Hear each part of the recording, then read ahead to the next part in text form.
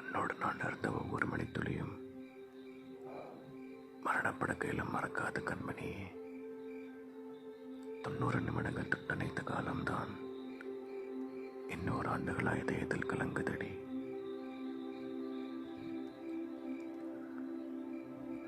பார்வையில் சில நிமிடம், பயத்தோட சில நிமிடம், கட்டி அணைத்தபடி கண்ணீரில் சில நிமிடம், இலக்கணமே பாராமல் எல்லா இடங்களிலும் முத்தங்கள் விதைத்த முகத்தில் சில நிமிடம்.